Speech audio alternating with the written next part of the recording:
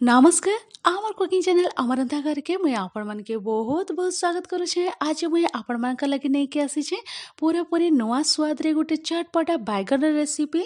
आशा करुछे recipe आपण मन के निहाती भाबरे पसंद आएबा। आपण माने ई रेसिपी के गरम गरम भात गरम पखाल रुटी पराठा संगे भी एंजॉय करि पारबे। वीडियो के आपण माने एंड तक देखुन आउ ई रेसिपी के आपण माने निहाती भाबरे थरे ट्राई करुन। ई रेसिपी आपण मन के पसंद आएबा आशा करुछे। आज रेसिपी आपण मन के टिके भी पसंद आइले लाइक तो गोटे निहाती करबे। चैनल रे नुआ तहले आमर रंधाघर चैनल के सब्सक्राइब करबा लगे बिल्कुल भी नहीं भूलबे। तो चलो डेरी नहीं करी के आमे चटपटा बैगन रो नुआ रेसिपी आमे आरंभ करमा। आ इना मुई का काना यूज करू छे आपण मन के फर्स्ट में देखै दउ छे देखि पारुथिबे। आ बैगन नै जे छे गोटे बड़ साइज रो बैगन नैथिली ताके भल भाबरे धुई देइथिली। धुई सारा पर मुई ई साइज रे काटिकी रखी देइछे देखि पारुथिबे। आपण माने एंता बड़ बड़ पीसेस रे काटिकी नेबे। राउंड शेप रे भी आपण माने बैगन के काटिकी यूज करि पारबे। तो देखि पारुथिबे ने बैगन कटा रेडी हे जाइछे। तो चालू इने आमे किछि मसला सब ऐड करि दमा। ड्राई मसला रे मुई कां काना यूज करू छे ने आपण मन के देखै दउ छे। स्वाद अनुसार नून नै जाइछे तार संगे इने ऐड करि दउ छे हल्दी powder 1/4 teaspoon. Kashmiri red chilli powder आमे यूज करमा इने बहुत ही बढ़िया कलर आएबा। आ जदि रेड चिली पसंद ताहले आपण माने ऐड करि पारबे। इने धनिया पाउडर ऐड कर देमा 1/4 टीस्पून। आ तार संगे ई पॉइंट रे ऐड करि दउ छे जीरा पाउडर 1/4 टीस्पून। तो चलू इतकी आमे ड्राई मसला ऐड करि सारला परे हाथ साहाय्य रे भल भाबरे आमे मिसई दमा। बैगन रो दुई साइड मसला सब आमे भल करि घसिकी लगेई दमा। देखि पारुथिबे ने बहुत भल भाबरे मुई लगेई देइछे आ पूरा भल करि कोट हे जाइछे।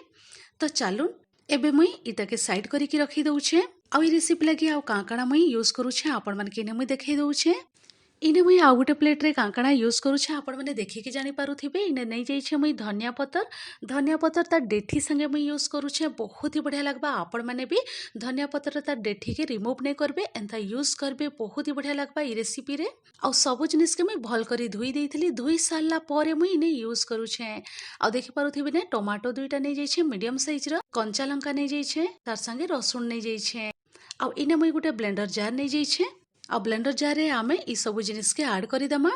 टमाटो के मुई काटिकी नै जाइछे स्लाइस रे देखि पारुथिबे आपण माने।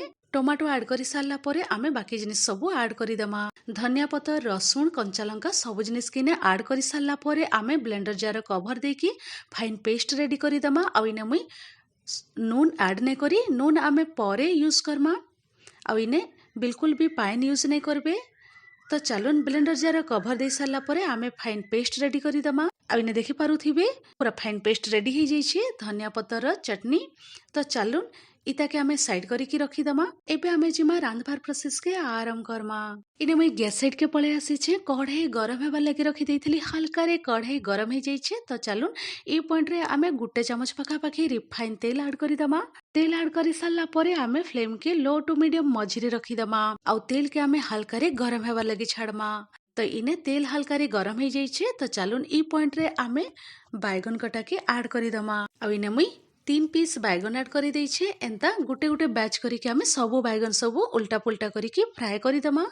आ इने देखि पारुथिबे बैगन सबो उल्टा पुल्टा करी के मुई फ्राई करि देइछे। आ रेडी हे जाइछे बहुत ही बढ़िया गोल्डन लाइट कलर पले आसीछे। आमे एंता बैगन सबो के फ्राई करि दमा। सेम प्रोसेस रे मुई बैगन सबो बाहर करी की गुटे प्लेट रे साइड करी की रखी दउछे।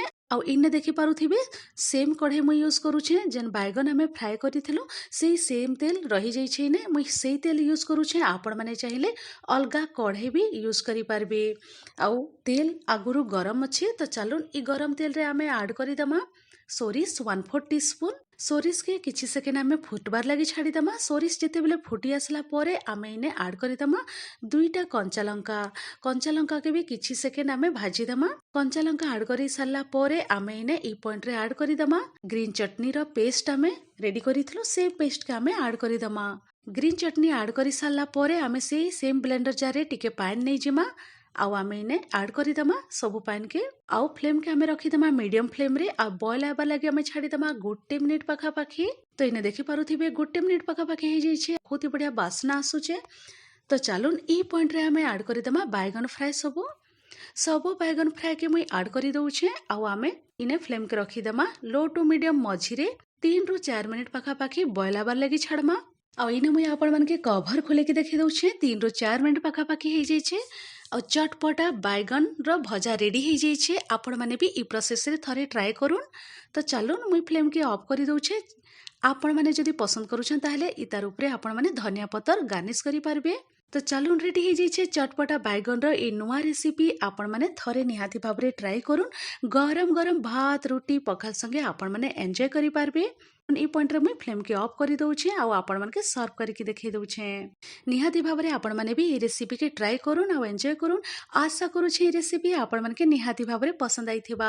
ଯଦି ପସନ୍ଦ ଆସିଥିଲା ଆଜିର ରେସିପି ଲାଇକ୍ ଗୋଟେ ନିହାତି କରିବେ। ଚ୍ୟାନେଲରେ ନୂଆ ତାହେଲେ ଆମର ରନ୍ଧାଘର ଚ୍ୟାନେଲକେ ସବସ୍କ୍ରାଇब କରବାର ଲାଗି ବିଲକୁଲ ବି ନାଇଁ ଭୁଲବେ। ତ ଚାଲୁନ୍ ମୁଇଁ ରହୁଛେ फिर एंता इजी टेस्टी रेसिपी नहीं कि आपण संगे फिर थरे मुई भेट पड़मी। Thanks for watching. Bye bye, take care.